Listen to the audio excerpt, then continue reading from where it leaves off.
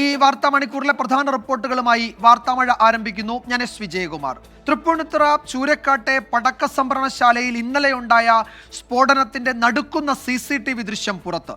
സമീപത്തെ കാർഷിക ബാങ്കിൽ നിന്നുള്ള ദൃശ്യമാണ് 24 ലഭിച്ചത്. സ്ഫോടനത്തിന്റെ ആഘാതം വ്യക്തമാക്കുന്നതാണ് പുറത്തു വന്ന ഈ ദൃശ്യം.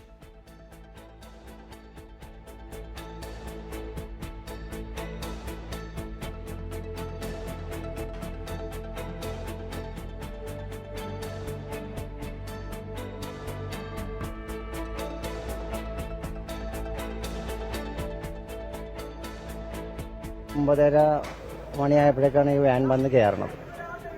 വന്ന് ഇതിൻ്റെ അകത്ത് കയറ്റുന്നത്. ഒരു 10-12 പിള്ളേരും ചെറുപ്പക്കാരും ഒക്കെ ഉണ്ടായിരുന്നു. അതിൽ കുറച്ച് ആൾക്കാർ പോയി. ബാക്കി 4 വയസ്സന്മാരൊക്കെ ഉണ്ടായിരുന്നു. 2 ഡ്രൈവറും ഉണ്ടായിരുന്നു. ആ ഡ്രൈവറും ഒക്കെ നിന്നൊരു അരമണിക്കൂറോളം കഴിഞ്ഞ് 10-10:15 ആകുമ്പോഴാണ് ഈ സ്ഫോടനം നടക്കുന്നത്. വേറെ ഇവിടെ കൊണ്ടുവന്ന് സ്റ്റോക്ക് ഇവിടെ കൊണ്ടുവന്ന് ഇറക്കി ആ ഷെഡിൽ ഇറക്കിയിട്ട് അവർ വൈകിട്ട് കൊണ്ടുപോകാൻ വേണ്ടിയിരുന്നതാണ്. ചെറുപ്പക്കാരൊക്കെ അമ്പലത്തിലെ പിള്ളേര്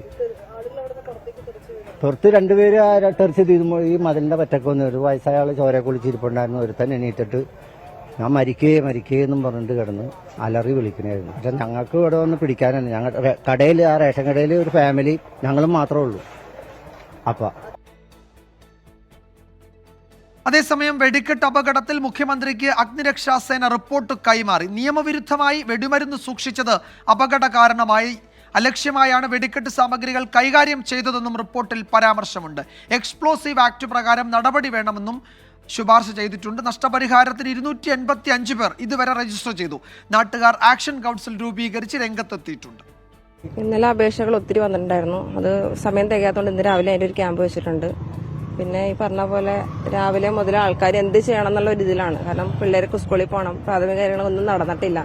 അപ്പോൾ നമ്മുടെ ക്യാമ്പ് ഉണ്ടെങ്കിലും നമ്മുടെ വീടും കാര്യങ്ങളൊക്കെ ഡോറില്ലാത്ത കാരണം ആൾക്കാർക്ക് സമാധാനമായിട്ട് പുറത്തിറങ്ങി പോകാനുള്ള ഒരു ബുദ്ധിമുട്ടും കാര്യങ്ങളൊക്കെ ഉണ്ട്. അപ്പോൾ ഇന്ന് എന്താണെങ്കിലും നമ്മുടെ അസോസിയേഷന്റെ ഒരു യോഗം കൂടുന്നുണ്ട്. കാരണം എത്രയും പെട്ടെന്ന് നടപടി ഉണ്ടാവണം.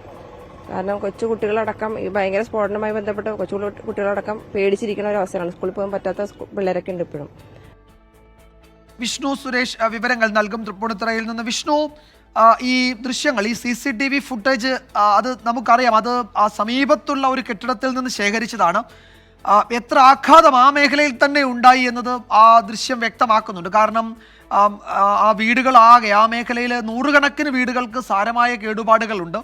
അപ്പോൾ എത്ര വലിയ സ്ഫോടനമാണ് അവിടെ നടന്നത് എന്നത് ഈ കുറച്ച് അകലെ നിന്ന് ശേഖരിച്ച ഈ CCTV ഫുട്ടേജിൽ നിന്ന് വ്യക്തമാകുന്നുണ്ട്. ഈ ഇവരുടെ നഷ്ടപരിഹാരം അടക്കമുള്ള കാര്യങ്ങളിൽ എന്തൊക്കെ നടപടികൾ സ്വീകരിക്കും ജില്ലാ ഭരണകൂടം അല്ലെങ്കിൽ സർക്കാർ എന്നതൊരു പ്രശ്നം. മറ്റൊന്ന്, ചികിത്സയിലുള്ളവരുടെ ആരോഗ്യനില എങ്ങനെയാണ് ഇപ്പോൾ? വിജയകുമാർ, 20 മീറ്റർ അപ്പുറത്താണ് ഈ കാർഷിക സഹകരണ ബാങ്ക് സ്ഥിതി ചെയ്യുന്നത്. അവിടുത്തെ ദൃശ്യങ്ങളാണ് നിലവിൽ പുറത്തു വന്നിരിക്കുന്നത്. ഒരല്പം പുതിയ കെട്ടിടമാണ് ഇതൊക്കെ, ആ കെട്ടിടമെന്ന് വിശേഷിപ്പിക്കാം. വലിയ കാലപ്പഴക്കമൊന്നുമില്ല. ആ കെട്ടിടത്തിലാണ് ഇത്രയും വലിയൊരു ആഘാതം ഉണ്ടായിരിക്കുന്നത്. അവിടെ ചില്ലുകൾ തെറിച്ചു വീഴുന്നതും അവിടുത്തെ ജീവനക്കാർ നിലത്ത് വീഴുന്നതും എല്ലാം ആ ദൃശ്യങ്ങളിൽ നിന്ന് വ്യക്തമാണ്. അത്ര വലിയ ഒരു ആഘാതം 20 മീറ്റർ അപ്പുറത്തുള്ള ഈ കെട്ടിടത്തിൽ ഉണ്ടായിട്ടുണ്ട്. അതിന് തൊട്ടപ്പുറത്തുള്ള കാലപ്പഴക്കം ചെന്ന കെട്ടിടങ്ങൾക്കുണ്ടായ ആഘാതം അപ്പോൾ എത്രത്തോളമാണെന്ന് ആ ദൃശ്യങ്ങളിൽ നിന്ന് മനസ്സിലാക്കിയെടുക്കാവുന്നതേ നമുക്ക് ഉള്ളൂ എന്ന് തോന്നുന്നു. വലിയ രീതിയിലുള്ള ഒരു പ്രതിസന്ധി ആ മേഖലയിലുള്ള ആളുകൾ ഈ ആഘാതവുമായി ബന്ധപ്പെട്ട് നേരിടുന്നുണ്ട്. ഏകദേശം 8ഓളം വീടുകളാണ് പൂർണ്ണമായും തകർന്നിരിക്കുന്നത്. ആ വീട് പൂർണ്ണമായും തകർന്നു എന്ന് വെച്ചാൽ അതിൽ ബലക്ഷയം സംഭവിച്ചിട്ടുണ്ട്. അതിനകത്തേക്ക് കയറാൻ പോലും വലിയ ബുദ്ധിമുട്ടുകളുണ്ട്. കൃത്യമായ വിലക്ക് അധികൃതർ നൽകിയിട്ടുണ്ട്. അവരെ ക്യാമ്പുകളിലേക്ക് മാറ്റാനാണ് നിലവിൽ തീരുമാനിച്ചിരിക്കുന്നത്. 150-ലധികം വരുന്ന വീടുകൾക്ക് കേടുപാടുകൾ സംഭവിച്ചിട്ടുണ്ട്. 285 പേരാണ് ഈ രജിസ്ട്രേഷൻ നടത്തിയിരിക്കുന്നത് നഷ്ടപരിഹാരത്തിനായി. ആദ്യഘട്ടത്തിൽ ഈ എഞ്ചിനീയറിംഗ് വിഭാഗവും റവന്യൂ വിഭാഗവും ഒരു പരിശോധന നടത്തും. ആ പരിശോധനയിലായിരിക്കും ആകത്തുക നഷ്ടം വിലയിരുത്തുക. ഈ വീട്ടുകാർക്കുള്ള നഷ്ടം നൽകുന്നതും ഇവരുടെ പരിശോധനയുടെ അടിസ്ഥാനത്തിലായിരിക്കും. ഈ എഞ്ചിനീയറിംഗ് വിഭാഗത്തിൽ നിന്നുള്ള ഒരു വിദഗ്ധ വ്യക്തി അവരുടെ വീട്ടിൽ ചെന്ന് ഏതെല്ലാം തരത്തിലുള്ള നഷ്ടങ്ങൾ സംഭവിച്ചിട്ടുണ്ട് എന്ന് വിലയിരുത്തി ഒരു തുക ഇടും. ആ തുകയായിരിക്കും ഇവർക്ക് നഷ്ടപരിഹാരമായി നൽകുക. ആ തുക നൽകുന്നതുമായി ബന്ധപ്പെട്ടുള്ള നടപടികൾ വേഗത്തിലാക്കുമെന്നാണ് നിലവിൽ മുനിസിപ്പാലിറ്റി അധികൃതർ അറിയിച്ചിരിക്കുന്നത്. മറ്റൊന്ന്, ചികിത്സയിലുള്ളവരുടെ കാര്യമാണ്. 25 പേർക്കാണ് ഇന്നലെ പരിക്കേറ്റത്. അതിൽ 2 പേർ ഇന്നലെ ഇന്നലെ രാത്രിയോടുകൂടി തന്നെ മരണം സ്ഥിരീകരിച്ചിട്ടുണ്ട്. ബാക്കി അതിൽ 3 പേർ മെഡിക്കൽ കോളേജിൽ ചികിത്സയിലാണ്. അവരുടെ നില ഒരല്പം ആശങ്ക ഉളവാക്കുന്നതാണ്. എന്നാൽ ജീവിതത്തിലേക്ക് തിരിച്ചു വരുമെന്ന പ്രതീക്ഷ ഉണ്ട്. മറ്റ് 4 പേർ താലൂക്ക് ആശുപത്രിയിലാണുള്ളത്. ബാക്കിയുള്ള ആളുകളെല്ലാം വീട്ടിലേക്ക് മടങ്ങിയിട്ടുണ്ട്. ഈ വീടുകളിലുള്ള ആളുകൾക്ക്, ആഘാതം സംഭവിച്ച ആളുകൾക്ക് പ്രത്യേക മെഡിക്കൽ സംവിധാനങ്ങൾ ഒരുക്കി, അതായത് ഒരു 6-അംഗ ടീം അവരുടെ വീട്ടിലെത്തും. അങ്ങനെ 15 സംഘത്തെയാണ് അധികൃതർ, മുനിസിപ്പാലിറ്റി അധികൃതർ തയ്യാറാക്കിയിരിക്കുന്നത്. കൗൺസിലിംഗ് ഉൾപ്പെടെ കുട്ടികൾക്കും അതോടൊപ്പം തന്നെ പ്രായമായ ആളുകൾക്കും എല്ലാം നൽകുന്നതിന് വേണ്ടി സജ്ജീകരിച്ചിട്ടുണ്ട്. കേസന്വേഷണവുമായി ബന്ധപ്പെട്ട് ഇതുവരെ 2 കേസുകൾ എടുത്തിട്ടുണ്ട്. ഇന്നലത്തെ സ്ഫോടനവുമായി ബന്ധപ്പെട്ട് എടുത്ത കേസിൽ 4 പേരെ റിമാൻഡ് ചെയ്തിട്ടുണ്ട്. അതിലൊരാൾ കൂടി പിടിയിലാകാനുണ്ട് എന്നാണ് മനസ്സിലാക്കുന്നത്. അയാൾ ഒരു പക്ഷേ ക്ഷേത്രം സെക്രട്ടറിയാണ്. അദ്ദേഹം പോലീസ് സ്റ്റേഷനിൽ നേരിട്ടെത്തി കീഴടങ്ങാനുള്ളൊരു സാധ്യതയാണുള്ളത്. ഇതിനിടയിലാണ് ഫയർഫോഴ്സ് മുഖ്യമന്ത്രിക്ക് റിപ്പോർട്ട് നൽകിയത്. ഈ റിപ്പോർട്ടിൽ വളരെ വ്യക്തമായി പറയുന്നുണ്ട്, അനധികൃതമായി അല്ലെങ്കിൽ അലക്ഷ്യമായി ഈ കരിമരുന്ന് സൂക്ഷിച്ചതാണ് ഈ അപകടത്തിന്റെ വ്യാപ്തി വർദ്ധിപ്പിച്ചതെന്ന് വിദഗ്ധ സംഘം സംഭവസ്ഥലം പരിശോധിക്കും. അതിനുശേഷമായിരിക്കും ഒരു വ്യക്തമായ കാരണത്തിലേക്ക് എത്തുക. ഇന്നലെ ഫയർഫോഴ്സ് വ്യക്തമാക്കിയത് വാഹനത്തിൽ നിന്നുള്ള ഷോർട്ട് സർക്യൂട്ട് എന്നാണ്. പക്ഷേ അതിലൊരു സ്ഥിരീകരണത്തിലേക്ക് എത്തണമെങ്കിൽ വിദഗ്ധ സമിതിയുടെ പരിശോധന കൂടി നടക്കണം. വിജയകുമാർ. യെസ്, വിഷ്ണു സുരേഷാണ് വിവരങ്ങൾ നൽകിയത്. ഏതാണ്ട് 20-25 മീറ്റർ അകലെയുള്ള ആ കാർഷിക സഹകരണ ബാങ്കിൽ നിന്നുള്ള CCTV ദൃശ്യങ്ങളാണ് പുറത്തു വന്നിരിക്കുന്നത്. ആ മേഖലയിലൊക്കെ ഉണ്ടാക്കിയ ആഘാതം എത്രത്തോളം വലുതാണ് എന്നത് ഈ ദൃശ്യങ്ങളിൽ നിന്ന് തന്നെ വ്യക്തമാണ്. മറ്റൊരു പ്രധാന റിപ്പോർട്ടിലേക്ക് വാർത്താമഴ കടക്കുന്നു. കർഷക സംഘടനകളുടെ ഡൽഹി ചലോ മാർച്ച് തുടങ്ങി. അതിർത്തികളിൽ വൻ സുരക്ഷ ഒരുക്കിയാണ് പോലീസ് പ്രതിഷേധത്തെ നേരിടുന്നത്. പഞ്ചാബ് ഹരിയാന അതിർത്തിയായ ശംഭുവിൽ കർഷകരും പോലീസും ഏറ്റുമുട്ടി. പോലീസ് പ്രതിഷേധക്കാർക്ക് നേരെ കണ്ണീർ വാതകം പ്രയോഗിച്ചു. ആയിരക്കണക്കിന് പ്രതിഷേധക്കാരാണ് അതിർത്തിയിലെത്തിയത്. ആദ്യം ആ ദൃശ്യങ്ങളിലേക്ക്.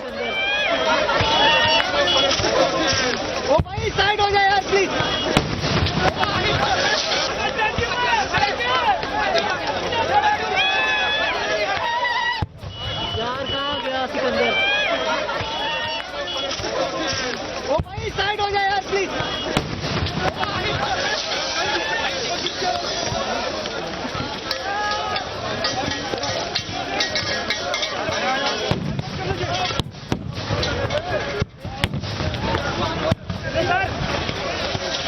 1500 ട്രാക്ടറുകളും 500 വാഹനങ്ങളും ഒക്കെ ഒരുക്കി നീണ്ട സമരത്തിന് തയ്യാറെടുത്താണ് കർഷകർ ഡൽഹിയിലേക്ക് മാർച്ച് നടത്തുന്നത്. കോൺഗ്രസ് ഉൾപ്പെടെ പ്രതിപക്ഷ പാർട്ടികൾ കർഷക പ്രക്ഷോഭത്തിന് പിന്തുണ പ്രഖ്യാപിച്ചിട്ടുണ്ട്. നിതിൻ അംബുജൻ വിവരങ്ങൾ നൽകും ഡൽഹിയിൽ നിന്ന്. നിതിൻ, ഈ അതിർത്തികളിൽ വലിയ സുരക്ഷ ഒരുക്കിയിട്ടുണ്ട് പോലീസ്. ആ സുരക്ഷ ഭേദിക്കാൻ കർഷക സംഘടനകൾ, പ്രക്ഷോഭം നടത്തുന്നവർ ശ്രമിക്കുകയും ചെയ്യുന്നുണ്ട്. ഈ ശംഭുവിലെ സംഘർഷം ഇപ്പോഴെങ്ങനെയാണ്? അവിടെ കർഷകർ വീണ്ടും പ്രതിഷേധിക്കുകയാണോ, അതോ ബാരിക്കേഡൊക്കെ കടന്ന് അവർ ഡൽഹിയിലേക്കുള്ള യാത്ര തുടങ്ങിയിട്ടുണ്ടോ ശംഭു അതിർത്തി വഴി?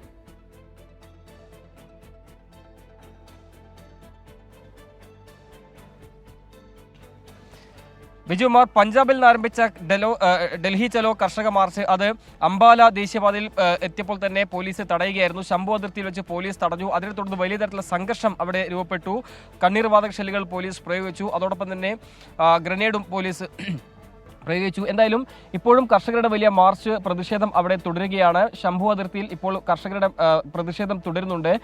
എന്ത് പ്രതിബദ്ധത ഉണ്ടായാലും ഡൽഹിയിലേക്ക് പോകും എന്നുള്ള ഒരു പ്രഖ്യാപനം തന്നെയാണ് കർഷക സംഘടനകൾ നടത്തിയിരിക്കുന്നത്. അത്രയേറെ തയ്യാറെടുപ്പുകളുമായിട്ടാണ് കർഷകർ ഡൽഹിയിലേക്ക് ഇപ്പോൾ പുറപ്പെട്ടിരിക്കുന്നത്. സമാനമായ തന്നെ ഇത്തരത്തിൽ ബാരിക്കേഡുകൾ തീർത്തും, ഇരുമ്പുവേലി സ്ഥാപിച്ചും, അതോടൊപ്പം തന്നെ കോൺക്രീറ്റ് ബാരിക്കേഡുകൾ തീർത്തും അങ്ങനെ വലിയ തരത്തിലുള്ള ഒരു സന്നാഹം പോലീസ് ഒരുക്കിയിട്ടുണ്ട്. ഡൽഹി പോലീസും ഹരിയാന പോലീസും സമാനമായി തന്നെ വലിയ സന്നാഹം ഒരുക്കിയിട്ടുണ്ട്. ശംഭു അതിർത്തിയിൽ ഹരിയാന പോലീസിന്റെ വലിയ സുരക്ഷാ ക്രമീകരണങ്ങൾ ഒരുക്കിയിരിക്കുകയാണ്. അത് മറികടന്ന് ഡൽഹിയിലേക്ക് പ്രവേശിക്കാനുള്ള ഒരു നീക്കം കർഷകരുടെ ഭാഗത്ത് നിന്ന് നടക്കുന്നുണ്ട്. എന്തായാലും ഇപ്പോൾ സിംഗു അതിർത്തിയിലേക്ക് കടക്കണമെങ്കിൽ ഈ ഒരു സുരക്ഷാ ക്രമീകരണങ്ങൾക്ക് മുൻപ് തന്നെ, അതായത് ഏതാണ്ട് 500 മീറ്ററുകൾക്ക് മുൻപ് തന്നെ സിംഗു ടോൾ പ്ലാസയുണ്ട്. അവിടെ വെച്ച് തന്നെ പോലീസിന്റെ വലിയ ബാരിക്കേഡുകൾ സ്ഥാപിച്ച ഒരു സാഹചര്യമുണ്ട്. അത് മറികടന്ന് വേണം കർഷകർക്ക് ഡൽഹിയിലേക്ക്, ഈ അതിർത്തിയിലേക്ക് കടക്കണമെങ്കിൽ. അതോടൊപ്പം തന്നെ മറ്റ് ഇടവഴികളെല്ലാം തന്നെ കർഷകർ വരാനുള്ളൊരു സാധ്യത കണക്കിലെടുത്ത് വലിയ തരത്തിലുള്ള സുരക്ഷ ഇത്തരത്തിൽ ഗ്രാമീണ മേഖലയിലടക്കം ഒരുക്കിയിട്ടുണ്ട്. എന്തായാലും വലിയ സുരക്ഷാ വലയം അത് മറികടന്ന് കർഷകർ സിംഗുവിലേക്ക് പ്രവേശിക്കുമോ എന്ന് തന്നെയാണ് ഇനി അറിയേണ്ടത്. എന്തായാലും സിംഗുവിലേക്ക് കടക്കണമെങ്കിൽ സ്വാഭാവികമായിട്ടും ഒരു വൈകിട്ടോടുകൂടി മാത്രമേ ഈ പോലീസിന്റെ ഈ സന്നാഹമെല്ലാം തന്നെ മറികടന്ന് സിംഗുവിലേക്ക് എത്തുകയുള്ളൂ. നേരത്തെ സൂചിപ്പിച്ച പോലെ തന്നെ ഈ ദൃശ്യങ്ങളിൽ നമുക്ക് കാണാം, ഇത്തരത്തിൽ ഇരുമ്പ് വേലി സ്ഥാപിച്ചുകൊണ്ട് ഈ കർഷകരുടെ മാർച്ചിനെ തടയാനുള്ള എല്ലാ നടപടികളും സ്വീകരിക്കുന്നു. ഇത് സിംഗുവിലെ മാത്രം കാഴ്ചയല്ല, ഗാസിപ്പൂരിലും തിക്രിയിലും ശംഭു അതിർത്തി അതിർത്തിയിലടക്കം വിവിധ അതിർത്തികളിൽ ഇത് തന്നെയാണ് സാഹചര്യം. എന്ത് തരം തടസ്സങ്ങളുണ്ടായാലും അതെല്ലാം മറികടന്ന് ഡൽഹിയിലേക്ക് വരും എന്ന് തന്നെയാണ് കർഷകരുടെ പ്രഖ്യാപനം. ഏതാണ്ട് 200-ലധികം സംഘടനകൾ ഈ മാർച്ചിലുണ്ട്. താങ്ങുവില ഉറപ്പാക്കണം, അതോടൊപ്പം തന്നെ ലഖിംപൂർ കേരിയിൽ കൊല്ലപ്പെട്ട കർഷകർക്ക് നീതി ഉറപ്പാക്കണം, അങ്ങനെ വിവിധ ആവശ്യങ്ങൾ ഉന്നയിച്ചാണ് കർഷകരുടെ ഭാഗത്തും സമരം തുടരുന്നത്. പഞ്ചാബ്, ഹരിയാന അടക്കമുള്ള സംസ്ഥാനങ്ങളിൽ നേരത്തെ കർഷകരുടെ സമരമുണ്ടായിരുന്നു. എങ്കിൽ പോലും കേന്ദ്ര സർക്കാരുമായുള്ള ചർച്ചയിൽ പരാജയപ്പെട്ടതിനെ തുടർന്നാണ് വീണ്ടും സമരവുമായി മുന്നോട്ട് പോകാൻ തീരുമാനിച്ചിരിക്കുന്നത്. ശംഭു അതിർത്തിയിലാണ് ഇപ്പോൾ സംഘർഷം ഉണ്ടായിരിക്കുന്നത്. മറ്റ് അതിർത്തികളെല്ലാം തന്നെ ഇപ്പോൾ സമാധാനപരമായി തന്നെ പോകുന്നുണ്ട്. എന്തായാലും കർഷകരുടെ മാർച്ചിനെ നേരിടാനുള്ള എല്ലാ സന്നാഹവും ഒരുക്കിയ ഹരിയാന സർക്കാർ ഏതാണ്ട് 7 ജില്ലകളിലാണ് നിരോധനാജ്ഞ പ്രഖ്യാപിച്ചിരിക്കുന്നത്. ഇന്റർനെറ്റും നിരോധിച്ചിട്ടുണ്ട്. കൂടാതെ ഡൽഹിയിലും സമാനമായി തന്നെ 144 പ്രഖ്യാപിച്ചിരിക്കുകയാണ്. ഏതാണ്ട് 1 മാസത്തോളം ഡൽഹിയിൽ 144 പ്രഖ്യാപിച്ചിട്ടുണ്ട്. കൂട്ടം കൂടുന്നാൽ ഉടൻ അറസ്റ്റ് എന്ന ഒരു മുന്നറിയിപ്പ് എന്തായാലും നൽകിയിട്ടുണ്ട്. എന്തായാലും വലിയ തരത്തിലുള്ള സുരക്ഷാ ക്രമീകരണങ്ങളുമായി മുന്നോട്ട് പോകുന്നു. ഇതിനെ മറികടന്ന് ഡൽഹിയിലേക്ക് എന്തായാലും കർഷകർ എത്തുമെന്ന് തന്നെയാണ് സംഘടനകൾ പ്രഖ്യാപിച്ചിരിക്കുന്നത്. ഒരു സംഘർഷ സാഹചര്യമെല്ലാം തന്നെ ശംഭു അതിർത്തിയിൽ ഇപ്പോഴും നിലനിൽക്കുന്നുണ്ട്. മറ്റ് അതിർത്തിയിലെല്ലാം തന്നെ വലിയ സുരക്ഷാ ക്രമീകരണങ്ങൾ ഒരുക്കിയിട്ടുണ്ട്. വിജയകുമാർ. ശംഭു അതിർത്തിയിലാണ് ഇന്ന് രാവിലെ സംഘർഷമുണ്ടായത്. കണ്ണീർ വാതകം പ്രയോഗിച്ചു കർഷകർക്ക് നേരെ. സിംഘു അതിർത്തി ഉൾപ്പെടെ മറ്റതിർത്തികളിൽ വലിയ സുരക്ഷയാണ് പോലീസ് ഒരുക്കിയിരിക്കുന്നത്. നിതിൻ അംബുജനാണ് വിവരങ്ങൾ നൽകിയത്. ഇപ്പോൾ ഷോൺ ജോർജ് മാധ്യമങ്ങളെ കാണുകയാണ് തത്സമയ സംപ്രേഷണത്തിലേക്ക്. ഇങ്ങനത്തെ ഫേവറുകൾ വാങ്ങിക്കുന്ന ഒരാൾ അയാൾ സർവീസിലിരുന്ന കാലത്ത് എന്തൊക്കെ ചെയ്തു എന്നുള്ളത് സംബന്ധിച്ച് സമഗ്രമായ അന്വേഷണം വേണം എന്ന് ഞാൻ കരുതുന്നു. അത് സംബന്ധിച്ച് പരാതി നൽകും.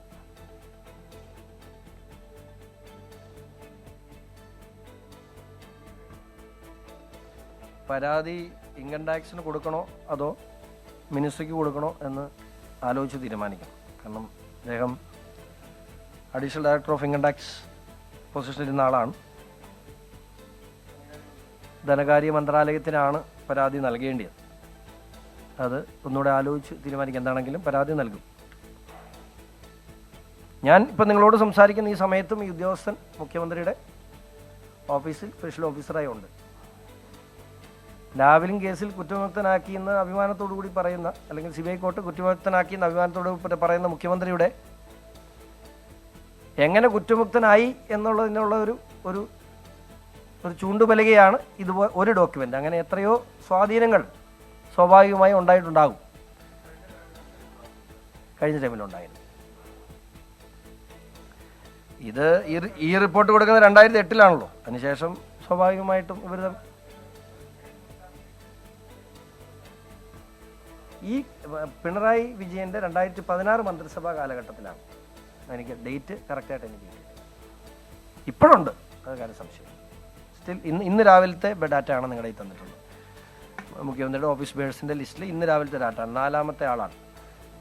P. ശശി കഴിഞ്ഞ അടുത്ത ആൾ. അപ്പം എത്രമാത്രം ഗൗരവമുള്ള പോസ്റ്റ് ഹോൾഡ് ചെയ്യുന്ന ആളാണ് എന്നറിയാമല്ലോ. മുൻ ചീഫ് സെക്രട്ടറിയുടെ സഹോദരൻ കൂടിയാണ് ഇദ്ദേഹം എന്ന് പറയപ്പെടുന്നത്.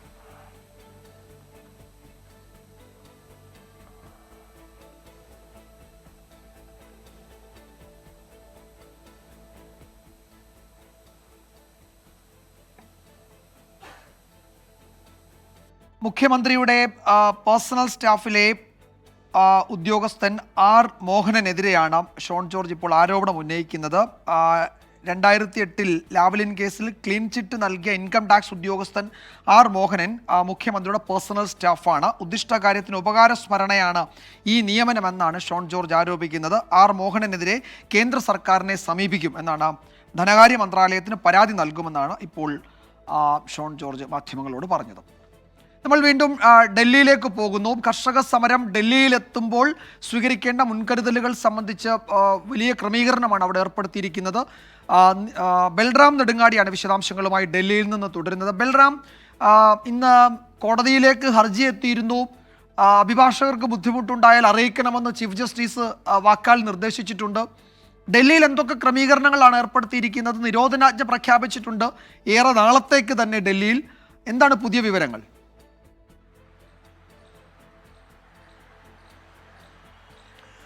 വിജയകുമാർ, ഡൽഹിയിൽ 1 മാസത്തേക്കാണ് നിരോധനാജ്ഞ പ്രഖ്യാപിച്ചിരിക്കുന്നത്. അതിർത്തികളിൽ പ്രത്യേക ജാഗ്രതാ നിർദ്ദേശം നൽകിയിരിക്കുന്നു. ഡൽഹിയിൽ നിന്നും ഉത്തർപ്രദേശിലേക്കും ഹരിയാനയിലേക്കും രാജസ്ഥാനിലേക്കുമുള്ള അതിർത്തി പ്രദേശങ്ങളിൽ എല്ലാം തന്നെ പോലീസിനെയും അർദ്ധസൈനികരെയും വിന്യസിച്ചിട്ടുണ്ട്. കൂടാതെ ബാരിക്കേഡുകൾ, പലതരത്തിലുള്ള വിധത്തിലുള്ള ബാരിക്കേഡുകളും മുള്ളുകമ്പികളും ഒപ്പം തന്നെ ഇരുമ്പ് ആണി തറച്ച പലകകൾ അടക്കമുള്ള ക്രമീകരണങ്ങൾ ഒരുക്കിയിരിക്കുന്നു. അതേസമയം ഈ കർഷക സമരവുമായി ബന്ധപ്പെട്ട് സുപ്രീം കോടതി bar association president Adish C Agarwala ഒരു കത്താണ് അയച്ചത്. സുപ്രീം കോടതി ചീഫ് ജസ്റ്റിസിന് നൽകിയ ഈ കത്തിൽ കർഷക സമരത്തെ കുറ്റപ്പെടുത്തിക്കൊണ്ടുള്ളതാണ്. കൂടാതെ കർഷകർക്കെതിരെ സമരം നടത്തി ജനജീവിതത്തെ ബുദ്ധിമുട്ടിലാക്കുന്ന കർഷകർക്കെതിരെ സുപ്രീം കോടതി സ്വമേധയാ കേസെടുക്കണം എന്നാണ് ഈ കത്തിൽ അദീർ സി അഗർവാല ആവശ്യപ്പെടുന്നത്. കർഷകർക്ക് ക്ഷേമത്തിനായി ഒട്ടേറെ പദ്ധതികൾ കേന്ദ്ര സർക്കാർ നടപ്പാക്കിയിട്ടുണ്ട് എന്നും കർഷകർ ഇപ്പോൾ നടത്തുന്ന ഈ സമരം എന്നുള്ളത് തെരഞ്ഞെടുപ്പ് മുന്നിൽ കണ്ട് രാഷ്ട്രീയ പ്രേരിതമാണ് എന്നുമാണ് ആവശ്യപ്പെടുന്നത്. അതേസമയം കർഷകർക്കെതിരായി ഹരിയാന സർക്കാർ ഇന്റർനെറ്റ് നിരോധനം ഏർപ്പെടുത്തിയതും കൂടാതെ റോഡുകൾ തടസ്സപ്പെടുത്തിയതും അതിർത്തികൾ അടച്ചതും ചൂണ്ടിക്കാണിച്ചുകൊണ്ട് ഹരിയാന ആൻഡ് പഞ്ചാബ് ഹൈക്കോടതിയിൽ ഒരു പൊതു താൽപര്യ ഹർജി സമർപ്പിച്ചിട്ടുണ്ട്. അല്പസമയത്തിനകം തന്നെ ഈ ഹർജി പരിഗണിക്കും. അതേസമയം അതിർത്തികളിൽ സംഘർഷം ആരംഭിച്ചു കഴിഞ്ഞിരിക്കുന്നു എന്നുള്ളത് തന്നെയാണ് ലഭിക്കുന്ന വിവരം. പ്രധാനമായും ശംഭു അതിർത്തിയിൽ കണ്ണീർവാതക ഗ്രനേഡുകൾ പ്രയോഗിച്ചിരിക്കുന്നു. കർഷകർ ഡൽഹിയിലേക്ക് എത്തുകയാണെങ്കിൽ അതിനെ നേരിടാനുള്ള ഒരുക്കങ്ങളും കേന്ദ്ര സർക്കാർ ആലോചിച്ചിട്ടുണ്ട്. ഇതിന്റെ ഭാഗമായി ഡൽഹി സർക്കാരിനോട് താൽക്കാലിക ജയിലുകൾ ഒരുക്കാൻ കേന്ദ്ര സർക്കാർ ആവശ്യപ്പെട്ടെങ്കിലും ഈ ആവശ്യം ഡൽഹി സർക്കാർ തള്ളിയിരിക്കുകയാണ്. താൽക്കാലിക ജയിലുകൾ ഒരുക്കാനാകില്ല എന്നും കർഷകരുടെ ആവശ്യം അത് ന്യായമാണ് എന്നുള്ള നിലപാടാണ് ഡൽഹി സർക്കാരിന്. ഇക്കാര്യം ഔദ്യോഗികമായി തന്നെ കേന്ദ്ര സർക്കാരിനെ അറിയിച്ചു എന്നാണ് പുറത്തു. ശരി, ബൽറാം നെടുങ്ങാടിയാണ് ഡൽഹിയിൽ നിന്ന് വിവരങ്ങൾ നൽകിയത്. 1500 ട്രാക്ടറുകൾ, 500 വാഹനങ്ങൾ, ഏതാണ്ട് 6 മാസത്തേക്ക് വേണ്ട ധാന്യങ്ങൾ, ഇതൊക്കെയായാണ് കർഷകർ വിവിധ സംഘങ്ങളായി ഡൽഹിയിലേക്ക് എത്തുന്നത്. അപ്പോൾ നീണ്ട സമരത്തിന് തയ്യാറെടുക്കുന്നു എന്നാണ് കർഷക സംഘടനകൾ അറിയിച്ചിരിക്കുന്നത്. ഇപ്പോൾ വരുന്ന ഒരു പ്രധാന റിപ്പോർട്ടിലേക്ക്. തൃപ്പൂണിത്തുറയിലെ പടക്ക സംഭരണശാലയിലെ സ്ഫോടനത്തിൽ ജില്ലാ കളക്ടർ മജിസ്റ്റീരിയൽ അന്വേഷണം പ്രഖ്യാപിച്ചു. സബ് കളക്ടർ കെ മീരയ്ക്കാണ് അന്വേഷണ ചുമതല. സബ് കളക്ടർ ഇന്ന് തന്നെ സ്ഥലം സന്ദർശിക്കും. വിനീത VG വിവരങ്ങൾ നൽകും കൊച്ചിയിൽ നിന്ന്. വിനീത, എന്തൊക്കെയാണ് വിശദാംശങ്ങൾ? മജിസ്റ്റീരിയൽ അന്വേഷണത്തിന്റെ പരിധിയിൽ എന്തൊക്കെ ഉൾപ്പെടുത്തിയിട്ടുണ്ട്?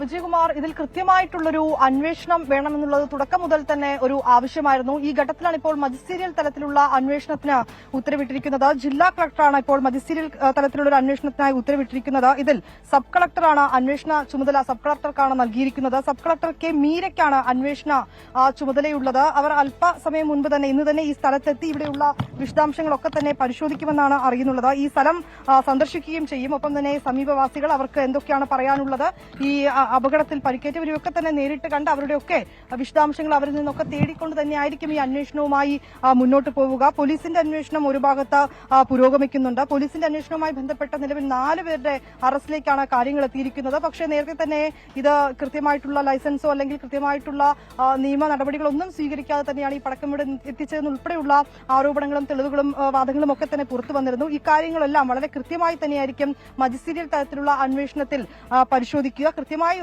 അക്കാര്യങ്ങളിൽ വിശദാംശങ്ങളൊക്കെ തന്നെ ശേഖരിക്കും. അതുമായി ബന്ധപ്പെട്ട് പിന്നീടായിരിക്കും കളക്ടർക്ക് ഇതുമായി ബന്ധപ്പെട്ടുള്ള റിപ്പോർട്ട് നൽകുന്നത്. ഇപ്പോൾ നമുക്ക് ലഭ്യമായിരിക്കുന്ന വിവരമനുസരിച്ച് കെ മീരയ്ക്കാണ് അന്വേഷണ ചുമതല നൽകിയിരിക്കുന്നത്.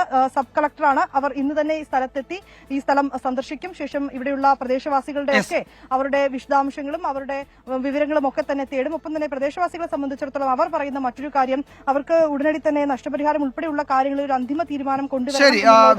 വിനീതയാണ് വിവരങ്ങൾ നൽകിയത്. സബ് കളക്ടർ ഇന്ന് തന്നെ സ്ഥലം സന്ദർശിക്കും. അന്വേഷണം തുടങ്ങുമെന്നാണ് കൊച്ചി ബ്യൂറോ റിപ്പോർട്ട് ചെയ്യുന്നത്. വയനാട്ടിലെ ആളെക്കൊല്ലി കാട്ടാനയെ പിടികൂടാനുള്ള ദൗത്യം അവസാന ഘട്ടത്തിലെന്ന് സൂചന. ആന മണ്ണുണ്ടി കോളനിയുടെ 100 മീറ്റർ ചുറ്റളവിലുണ്ട്. RRT സംഘവും കുങ്കിയാന കൊന്നി സുരേന്ദ്രനും വനത്തിനുള്ളിൽ തുടരുകയാണ്. വയനാട് ജില്ലയിൽ കർഷക സംഘടനകളുടെ ഹർത്താൽ തുടരുന്നു. പുൽപ്പള്ളിയിലും കാട്ടിക്കുളത്തും കർഷകർ പ്രതിഷേധിച്ചു.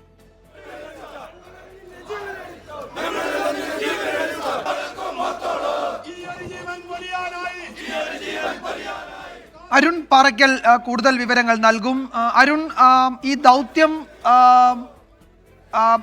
ലക്ഷ്യത്തിലേക്ക് എത്തുന്നു എന്ന് രാവിലെ മുതൽ റിപ്പോർട്ടുകൾ ഉണ്ടായിരുന്നു. എന്താണ് പുതിയ വിവരം? ആന എവിടെയുണ്ട് എന്ന് കൃത്യമായി മനസ്സിലാക്കുകയും അതിന്റെ സമീപത്തേക്ക് ഈ സംഘത്തിന് എത്താൻ കഴിഞ്ഞിട്ടുണ്ട് എന്നും കരുതാമോ ഇപ്പോൾ?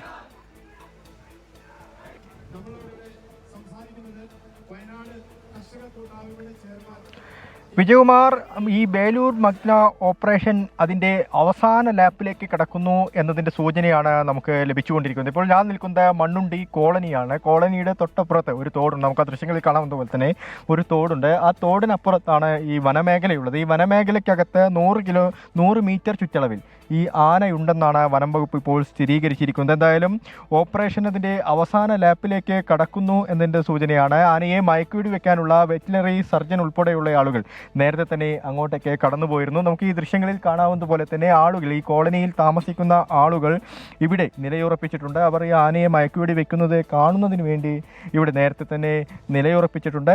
അതിൻ്റെ അവസാന ലാപ്പിലേക്ക് കാര്യങ്ങൾ കടക്കുന്നു. ആന ഇനി ഇവിടെ നിന്ന് മറ്റൊരു സ്ഥലത്തേക്ക് നീങ്ങാതിരിക്കാനുള്ള തയ്യാറെടുപ്പുകളെല്ലാം തന്നെ വനം വകുപ്പ് നടത്തിയിട്ടുണ്ട്. ഇവരോട് നമുക്ക് ചോദിച്ചു നോക്കാം, ഈ സ്ഥലത്തിൻ്റെ ഒരു ഭൂപ്രകൃതി എങ്ങനെയാണ്? ചേട്ടാ, ഈ സ്ഥലത്തിൻ്റെ ഭൂപ്രകൃതി എങ്ങനെ? പ്രകൃതി എന്ന് പറയുമ്പോൾ കുറേ ഉണ്ട്, ഇല്ലയെന്നല്ല. ഈ കാട്ടിൽ നമ്മൾ ജനിച്ച് വളർന്ന് ഈ കാട് മുഴുവൻ കയറി നടന്ന് വന്നേക്കുന്ന, പക്ഷേ ഇതേപോലത്തെ ആനശല്യം നമ്മൾ ഇതുവരെ കണ്ടിട്ട് പോവില്ല. ഈ ആനയെ മയക്കുവെടി വെക്കാനുള്ള ഒരു അനുയോജ്യമായ ഭൂപ്രകൃതി സമതലമാണോ?